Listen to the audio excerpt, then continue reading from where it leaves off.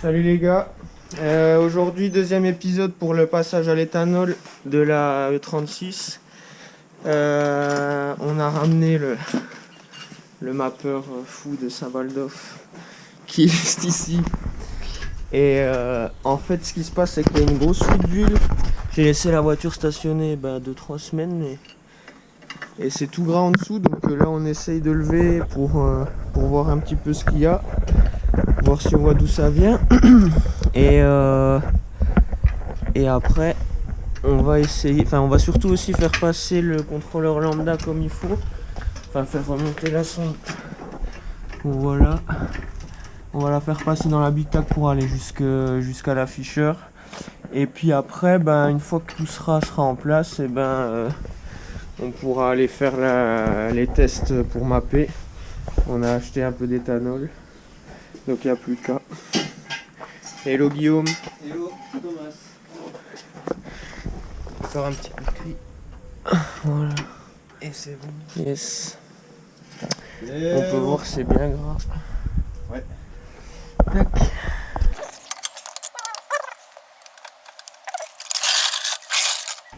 Puisque le joint spi, il est derrière là.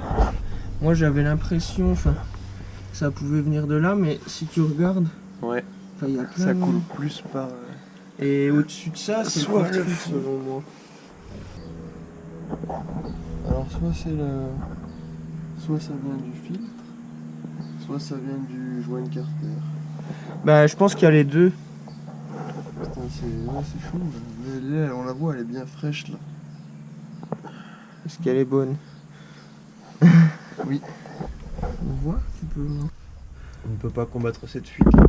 Oui, voilà, on sait. Mais bon, on peut. Ça nous empêche pas de faire quand même. De toute façon, on sait que le moteur il va être sorti dans peu de temps. Attends, je vais. C'est bon, en fait, ça marche. Du coup, ça va jusqu'à la sonde lambda et on va essayer de le faire arriver dans l'habitacle correctement, puis se relier au faisceau surtout. Ça, donc on y fout dans la boîte en fait, à gants, genre. Ouais, on peut tout foutre. Derrière En fait, la faut boîte juste à qu'on gants. fasse passer les prises là, on fait ressortir la lambda à l'intérieur et après on va trouver. On va se démerder. Hein. Ouais. Mais je pense. Hello Thomas. Hello. Donc là, on va percer. Regardez ce gros perforateur. Nous allons percer. On a démonté un peu, on a déshabillé un petit peu la BMW.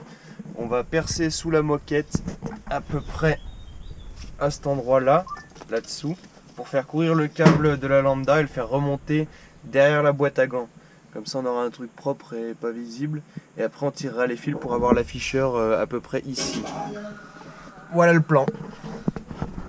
Et avec ce plan, nous avons un beau forêt de 12.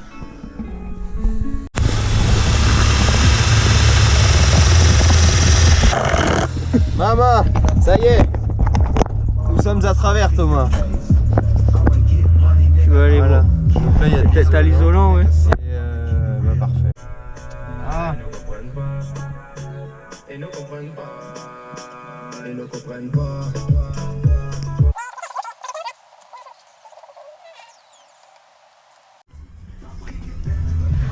Du coup, voilà, on a à peu près mis. On a câblé grossièrement pour pouvoir faire apparaître l'afficheur ici. Et on l'a mis sur un plus APC et du coup là faudra remonter, mais pour l'instant on va mettre l'éthanol et puis on va commencer à brancher l'ordi, je pense, n'est-ce pas? Oui, en route ça va. Mettre le machin, ouais, le délire. Ouais, là tu pourras pas. Mettre le truc. Sympa. Voilà, l'éthanol c'est dangereux pour les dieux. Regardez l'état des durites après seulement 2 minutes d'utilisation d'éthanol. Ne mettez surtout pas ça dans votre voiture. Est-ce qu'on peut la récupérer celle-là? On va la foutre au bout de l'entonnoir. Voilà. Ça, de toute façon, c'est déjà clair.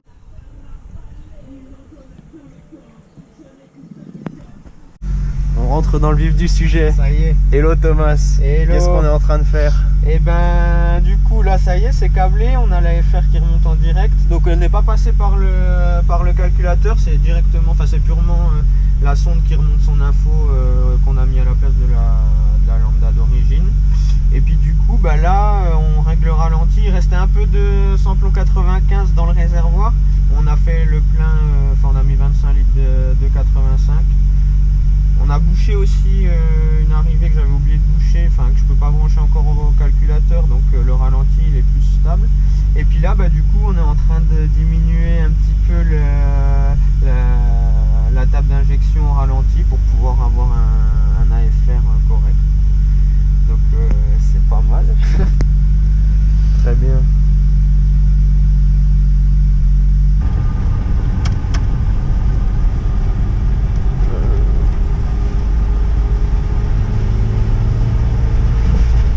T'as vu où je suis allé, non? Ouais. J'étais grave pauvre. Faut chier. Oh, c'est bon. Oh,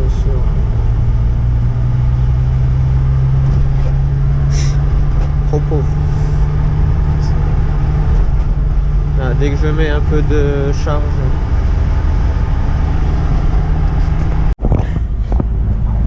C'est un peu la galère parce qu'on n'arrive pas. On a des petits problèmes au début. Bon, ça ne nous empêche pas d'effectuer quelques douces dérives. Comme vous pouvez le constater, on n'a pas perdu notre joie de vivre. Maman. Ah bah alors. Oui monsieur, nous sommes en travers.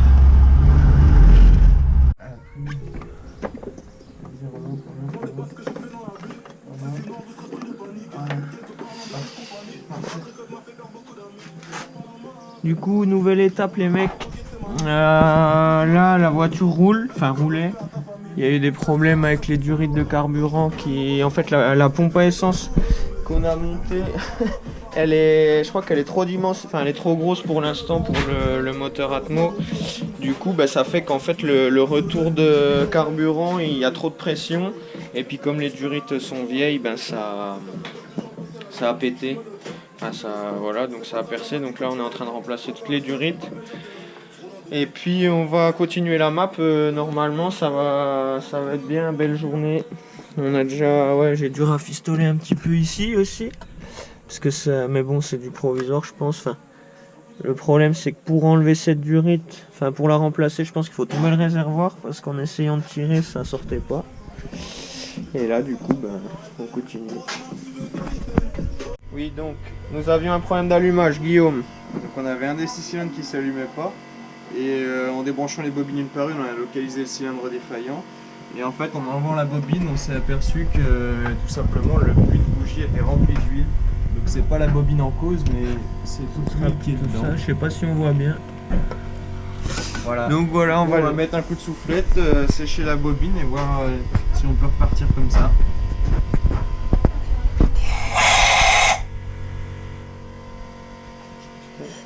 Ça a bien marché.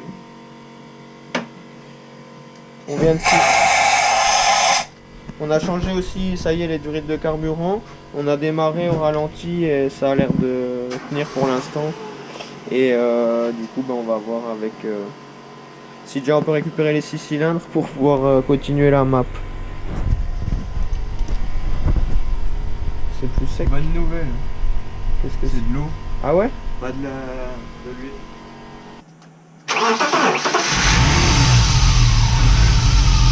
Ah, ça fait déjà un meilleur bruit.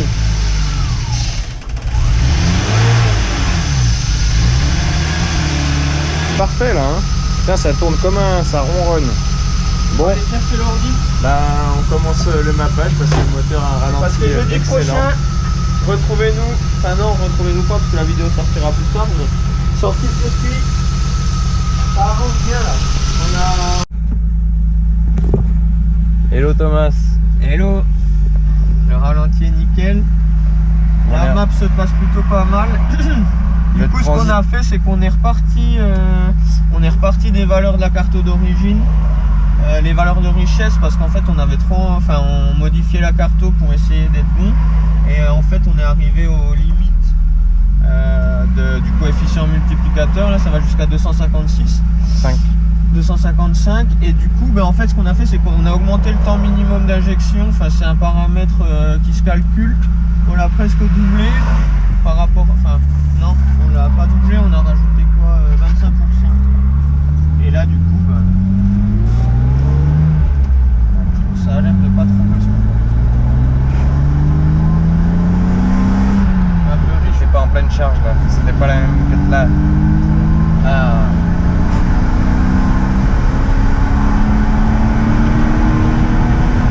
Pas mal. J'aime bien là. Ça me plaît. Bon, ça commence à être pas trop mal là. Attends, je vais essayer. Il y avait le rupteur qui était bloqué à 6000, donc là on vient de le mettre. Je te l'ai mis à 3000, vas-y tape le rupteur. Ok. Maintenant. Attends, arrête. Ah, c'est cool ça. Tu peux décaler choisir ton rupteur en fonction de ta température moteur. Tu sais comme ah oui, ouais, j'avais vu ça, c'est trop bien. Attends, il y a pas mal de petites options sympathiques. Essaye de régler. Ça fait des fois. Qu'est-ce qu'il a fait?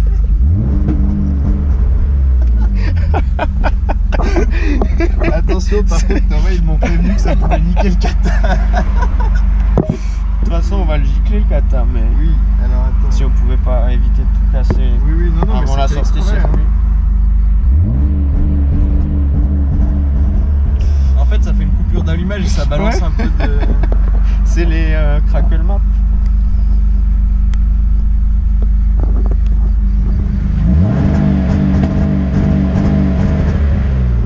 Je sais pas si c'est très bon pour le moteur. Hein. De toute façon, il part en rebuild après la sortie circuit. Vas-y, donc refais. Ouais, non, mais c'est cool. Ouais, désolé, c'est ça. Je vais te le remettre à 7.5. Désolé les frères.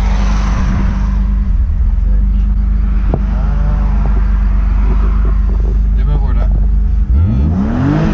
Ah ouais, je croyais que tu me l'avais en 7005. Ouais. Bah moi je suis comme ça sur la mienne. C'est combien d'origine? C'est 6005. Voilà, une mienne. Bon, on peut mettre. Mais le 7000, mais 7000 déjà. On va voir, ouais. Parce qu'après, si j'apprends que c'est dangereux et qu'on doit rétrograder, je vais être triste.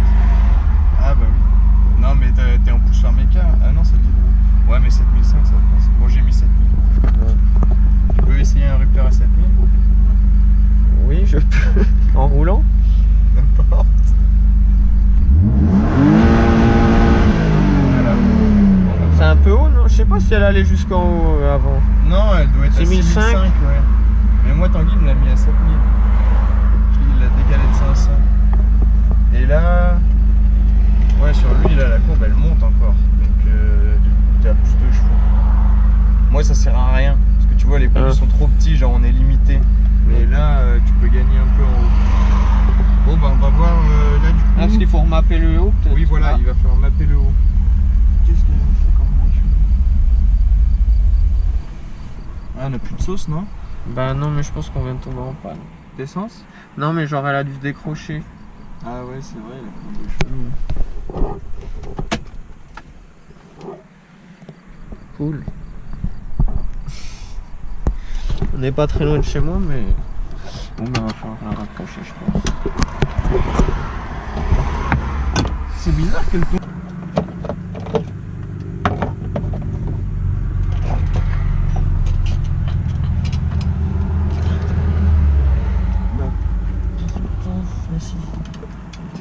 En fait, je suis sûr, tu sais ce que c'est? C'est leur durite de merde qu'ils fournissent avec la pompe, tu vois. Pourquoi elle sera pas au bon diamètre? Regarde, ça, ah bah oui. C'est ça. Ouais. C'est un peu de la merde et leur collier il est à chier. Ben celui-là oui. Mais j'en ai d'autres là, des colliers, j'ai de la durite, au pire on le remplace vite fait, tant qu'à faire. T'as la durite là? Ouais, regarde. Ah bah voilà. Là, je suis parti. Ah mais t'as pas... J'ai le truc pour couper aussi. Et bon bah parfait. Bon bah on va bricoler ici hein. Ouais, en plus il fait... Vous pouvez tout simplement enlever la banquette et faire le plein d'essence par ici. Oh le bâtard. Fais gaffe. Ben oui, mais c'est ce qu'il faut. La cartographie elle est bien avancée. On l'a fait grossièrement avec l'AFR pour l'instant. J'ai juste, en fait on a mis un offset de base pour l'éthanol, donc la carto était riche sur quasiment tous les points. Et du coup j'ai ajusté en fait en fonction des accélérations qu'on a faites. On a essayé de stabiliser quelques régimes. Donc on s'est mis 12,5 sur la plupart des sur tous les régimes pleine charge. En transitoire on essaye d'être entre 12 et 14 suivant la charge. Et en stabilisé on vise le 14-15 à peu près en AFR. Après ça broutait un peu en accélération brutale quand on ouvre le papillon d'un coup. Mais il y a on peut régler la richesse de reprise en fait sur cette cartographie là. Donc on l'a ajusté après et du coup ça broute plus du tout quand on ouvre d'un coup. Donc c'est bien plus agréable et là on commence à être pas mal niveau cartographie.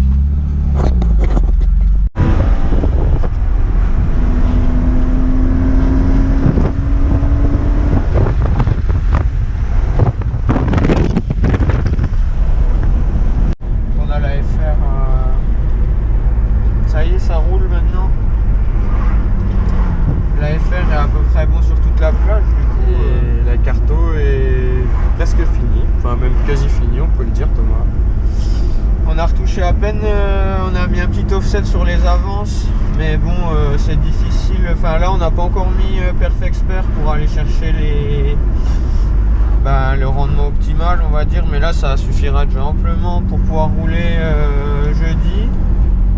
On verra sur circuit comment ça se comporte, mais dans l'ensemble c'est bien. On pourrait mettre de l'éthanol. Il y en a pas là.